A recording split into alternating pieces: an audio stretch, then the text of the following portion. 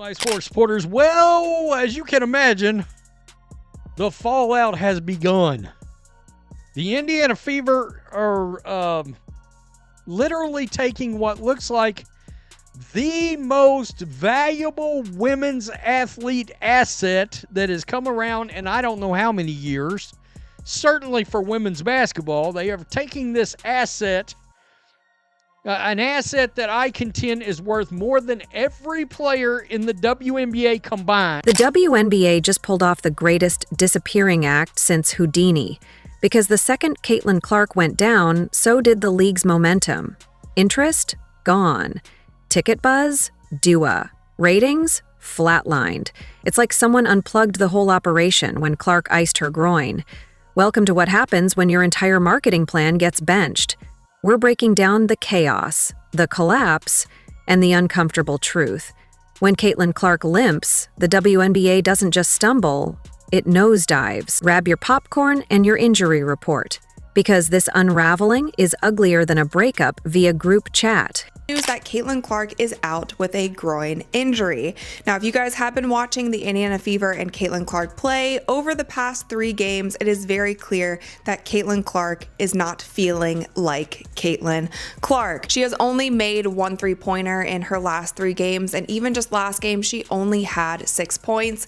But it wasn't only her performance on the court that was worrying fans, it was also just her demeanor, her energy. It felt like something was wrong. She wasn't hyping up the crowd like she normally does, and even in her pregame routine, she was doing some things differently. Just like that, the WNBA went from must-watch to barely a whisper. One minor injury to Caitlyn Clark, and the league started echoing like a sound check in an empty gym. The second word got out that she might miss time, you could almost hear the merch booths packing up and PR teams scrambling for a plan B. Newsflash, there isn't one, not even remotely, because without Clark lighting up the court, the spotlight dims, and no one else is bright enough to fill it. The WNBA don't think like we think. The WNBA ain't forced to run a business because it's subsidized. The WNBA don't have to do what most regular people have to do in order to be successful. The WNBA is trying to piss us off on purpose. Guys, the WNBA wants to go back to obscurity. The WNBA is trying their best to make sure nothing changes what this league represents. Caitlyn Clark didn't just attract fans, she summoned a movement. Like some hardwood enchantress, she made arenas erupt and ticket lines wrap around the block. When she's playing, turnstiles spin like slot machines, nachos vanish by halftime, and traffic jams become part of the pre-game ritual. But when she's out, it's crickets. The buzz dies, the stands thin out, and ushers go from crowd control to crossword puzzles. Start with the most important question of the day. Glad y'all are here for this one. Are you worried about Caitlyn Clark long term? No, I am not. Every great athlete goes through this, particularly great athletes who are breaking barriers. And I think that Caitlyn Clark is doing exactly that. And so I watched Steph Curry go through this. Okay, so it was ankle issues at the beginning of his career, raised some questions. He had to find a solution and fight his way through it. He wasn't getting beat up, but he was having physical issues. And the fans? Oh, they noticed. Loudly. The drop-off was so obvious it could have been sponsored by a reality show. Social media turned into a forensic lab for viewership stats, with fans dissecting empty seats like they were crime scene evidence. When Caitlyn's on the court, the vibe screams music festival. When she's not, it's giving community bingo night. Plenty of chairs, not much noise, and a whole lot of regret from folks who could have just stayed in and streamed a cooking show instead. So now Caitlyn Clark is banged up. She will not play again tonight. So the physicality, she's getting roughed up. The league has an off season. How do we defend her? Well, it's pretty obvious how people want to defend her. They're trapping, double teaming, getting very physical. And now she's banged up. So her first 6 games, she was Caitlyn Clark. In her last 3 games, she's averaging 12 a game and shooting 27%. She is not healthy. If you want Come Caitlyn Clark Back, please leave a like and subscribe our channel and type CC Come Back in comments. Blow. And let's talk about those ride or die fans. Because the moment Clark took a break, The ride stalled, and a lot of them chose die. Overnight, jerseys stopped flying off the shelves. Streaming numbers dipped like someone yanked the Wi-Fi cord. Comment sections transformed from heated debates to ghost towns. You'd think people would rally behind the league in her absence. But no, it's like someone unplugged the entertainment value and suddenly the WNBA was asking people to care without the one person who made them care in the first place. Even more savage? The reactions in real time. One fan, probably still wearing their Caitlyn hoodie, recorded the arena mid-game when she wasn't playing. And the background noise sounded like a library during finals week. The camera panned across whole sections that were emptier than the league's marketing strategy without her. People weren't just disappointed, they were insulted. Like they showed up to see Beyoncé and got the warm-up DJ instead. The WNBA had one job: protect the asset. Instead, they ran her into the ground like she was on a sprint and destroy mission. Constant back-to-backs, excessive minutes, target on her back every game, and then acted shocked when she got dinged up. That's like throwing your only iPhone into a volcano and being surprised when you can't FaceTime anymore. But it's a tough blow not only to Caitlyn because we know that she loves to be on the court. It's a tough blow for the Indiana Fever because that is their superstar. Whether she is playing to the best of her abilities or not, they are still a better team with her on the court. And it's also a huge blow to the WNBA. Whether some fans like it or not, it was proven the last time that she was out with injury that the WNBA does better when she is on the court. The WNBA ratings across the league dropped by over 50% when Caitlyn Clark was out with injury, and this is obviously such a crucial time and a crucial year for the league because they go into CBA negotiations at the end of the year. And the irony? While she sits out, some voices try to pretend this isn't a 5-alarm fire. They're talking about team balance and development, as if balance fills seats. As if development is a more exciting product than the only player whose name even casual fans know. Meanwhile, everyone else is scrolling their schedule apps and canceling plans. It's not even subtle. The numbers are screaming. You'd think Clark was doing a solo tour given how ticket sales plummet without her. 1 minute it's sold out and packed wall to wall with Clark fans holding signs and screaming their lungs out. Next minute, with her sidelined, you can hear individual coughs echo through the rafters. And then there's the merchandise game. It's been hilarious to watch. With Clark, vendors are moving product like it's Black Friday. Without her, those booths might as well convert into lemonade stands. The Caitlyn Clark economy is real, and the moment she sat down, a whole ecosystem caught a cold. But what really hits hardest is how visible the absence is. Because Caitlyn doesn't just play, she stirs chaos. She makes threes that ignite online debates. She drives the lane like she's got a vendetta against physics. She turns average games into headline material. The league without her becomes background noise in a sports landscape already oversaturated with flashier, faster, and frankly more competitive options. And I can't believe I'm coming to this conclusion. Guys, it is clear the WNBA operation itself doesn't know what it's doing. And now it's clear that the Indiana Fever does not know what it's doing. But here's the sad part, guys. This ain't on accident. This is on purpose. And yet, some delusional defenders keep pretending this is a minor blip, that fans should be excited anyway. About what, exactly? Watching teams fumble fundamentals in front of a politely bored audience? Trying to rally around players whose biggest accomplishment is retweeting memes about Caitlyn Clark? It's not just a downgrade, it's like switching from gourmet to stale vending machine snacks. And being told it's the same experience. What's more absurd is the league's attempt to spin the fallout. Suddenly, everyone's pushing narratives about the bigger picture and team identity. Sure, and Titanic was just a cruise with a surprise ending. People didn't tune in for identity building. They tuned in because Caitlyn Clark was redefining what watchable women's basketball looked like. They wanted fireworks, not flickering candles. And when the fireworks are gone, no one's pretending the candles are good enough. Meanwhile, Caitlyn Clark's absence has accidentally revealed just how lopsided the league's appeal really is. It's not parity, it's dependency. She was the rising tide, and without her, it turns out a lot of those ships weren't floating. They were just lucky to be in the splash zone. Every great athlete you can think of coming in, if there were great expectations, there were hurdles that they had to overcome. And so I agree. I think she's had a lot on her plate. This is not Iowa. This is not Kansas anymore, Toto. This is the WNBA. This is the world. And she's got a lot on her shoulders. But I've seen every player, great player, who's had to adjust to that and accommodate it. And I have no doubt that she will do that, whether it's physical or mental. And now, with her sidelined, the water's gone and everything looks smaller, quieter, less urgent. Like a concert after the headliner leaves and the backup guitarist's cousin takes over. And then, there's the funniest part of all. The way other players are handling it. Instead of rallying, some seem oddly relieved, like the spotlight might finally shift. Bad news, it didn't.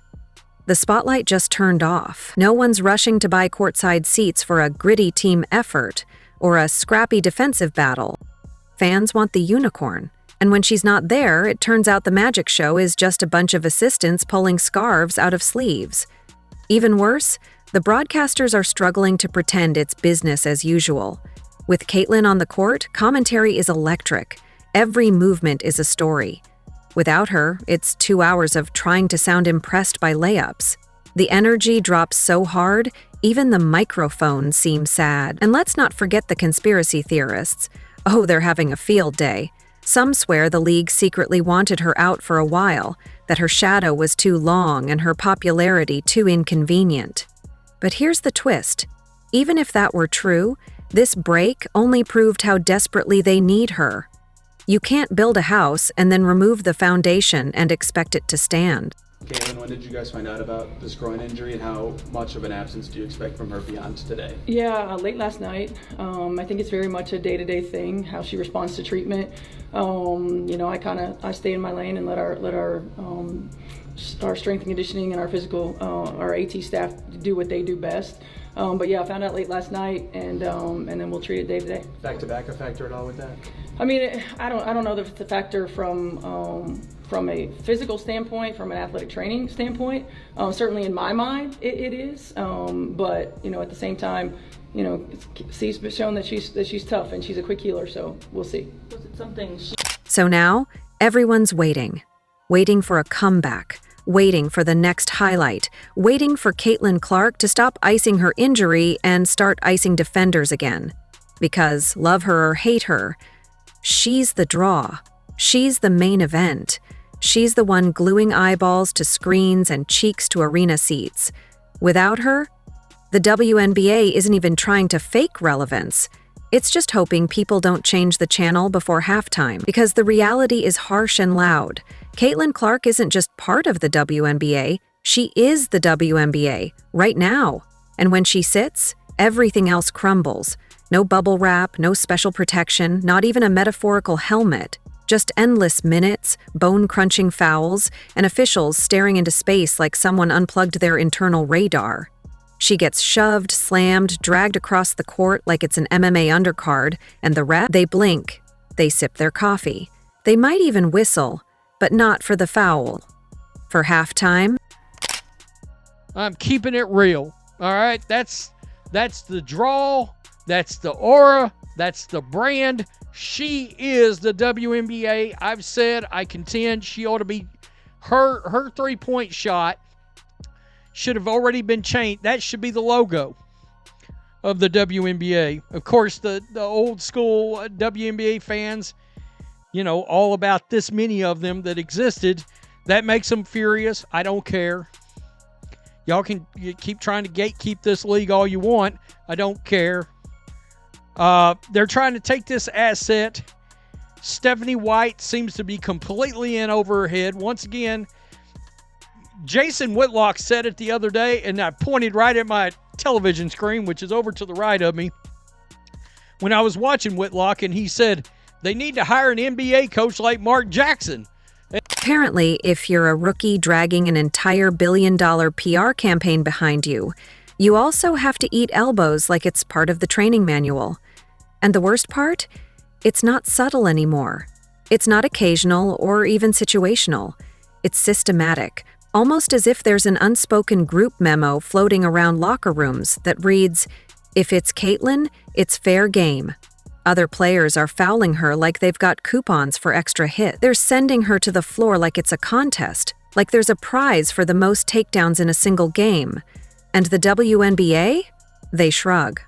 One ankle tweak and fans start writing eulogies. Yet somehow, despite that glaring reality, the league refuses to do the most basic thing you do with your star: protect her. It's basic sports math. If your most valuable player gets battered into the hardwood every game and you do nothing, eventually you won't have a most valuable player. She's a lot like Michael Jordan as the physicality of the league. And basketball has always been this way. If you can't figure out how to stop somebody, Steph Curry faced some of this. In basketball, the answer is always get physical with them. Make them uncomfortable. Rick Pitino was on yesterday and talked about Caitlyn Clark. She's a great passer. She reminds me of Steph Curry when Steph Curry came into the league. She's doing what Steph did early on. She has unbelievable range. She has great vision. She's a terrific passer. You know, she's physically a little weak, but she'll get stronger as time goes on. But she really understands how to play, and she reminds me of the female version of Steph Curry. Incredible range. And once she's out, good luck explaining to fans why they just paid to watch a scrappy defensive matchup between two teams averaging 42 points a game. Spoiler, no one wants that. They want the fire, the flare, the flash. They want the Caitlyn Clark experience. And every hit she takes uncalled is a direct hit to the league's wallet and credibility. But no, instead of tailoring the rules to protect the league's hottest asset, the WNBA is acting like she's just another name on the roster, like she's lucky to be here, as if she didn't just resurrect interest in a product that was drifting dangerously close to the forgotten sports aisle next to lacrosse and televised darts. And it's not just bad strategy, it's outright sabotage. Every time she steps on the court, the WNBA trends. Every time she scores, Twitter erupts. When she speaks, ESPN listens. And yet the officials are swallowing their whistles like it's a competition, because this isn't about favoritism. It's about reality. Every major league protects its stars. The NFL has quarterback rules so tight you'd think they were guarding national secrets. The NBA gives its marquee players enough foul calls to fill a rule book. So the Indiana Fever is not slick at all. They have Caitlyn Clark out with a growing injury, and they have her scheduled day by day, right? So either two things is happening. Either she really don't have a growing injury, and they're trying to let her rest so she can play in the game against Paige Buckner's when they play the Wings tomorrow. And given that Caitlyn Clark haven't had like her best game the last few games, they probably just like, okay, take the day off, girl, and come back ready to hoop. But the WNBA apparently thinks letting Caitlyn get hip-checked into next week builds character. No, it builds resentment, it builds injuries, and it builds a fast track to fans checking out entirely. Fans see it. They're not dumb. They know when someone's being targeted. And let's not pretend this isn't fixable. One strong memo, one game where refs actually enforce rules, one suspension for an egregious foul. That's all it would take to reset the tone, to say loud and clear our biggest star matters. But no, instead it's open season and Caitlyn Clark's the only one without body armor. She's expected to carry the league, absorb the hits, smile through the pain, and still drop 25 a night, while being fouled like she owes someone money. It's not sustainable. Not physically, not emotionally, not commercially. Because here's the part the league keeps missing. Every bump she takes is one more reason for her to reconsider the grind. She doesn't have to be here. She could go overseas, play fewer games for more money. She could walk away tomorrow and still have brand deals, millions of fans, and a life without constantly checking if her ankles still work. And if that day comes, the WNBA will have no one to blame but itself. They had one job: protect the investment. Instead, they treated her like an expendable storyline. Like she's just lucky to get a jersey. It is no secret that Caitlyn Clark has been struggling in her shooting since coming back from injury. She had that big game right after the initial leg injury where they played the Liberty, they beat the Liberty. She had 30-something, Sabrina had 30-something. It was a fantastic game. But since then, she has been really struggling from the field. There's been reports of her maybe having her migraine issues again. There's been reports of her in interviews she's been coughing a lot and kind of sniffling, was she sick? And now she is out for tonight's game because of a groin injury. And even in her post-game interview the other night, she said, it felt good coming out of my hands, and then it just wasn't going in. They feel good. They feel like typical Caitlyn Clark shots. And now, they're watching the consequence unfold in real time. Lower attendance, empty seats, and a rising number of fans openly saying they won't watch unless Caitlyn is playing. Not because they hate the sport, but because they hate what's being done to the only reason they started watching in the first place. If the WNBA doesn't wake up soon, they're going to find themselves right back where they were, fighting for scraps of attention in a sea of bigger, louder, faster sports. Caitlyn Clark gave them a miracle, a second chance at relevance. And what did they do? They let her get hammered by players who treat defense like demolition, all while pretending this is fine. It's not. It's a slow, painful collapse dressed up as competitive balance. And if they keep choosing chaos over care, the fans won't stick around for the ending. They'll walk, just like Caitlyn might, leaving the WNBA holding a trophy made of broken narratives and missed opportunity. If you enjoyed leaving a like and subscribing, more videos are on the screen now.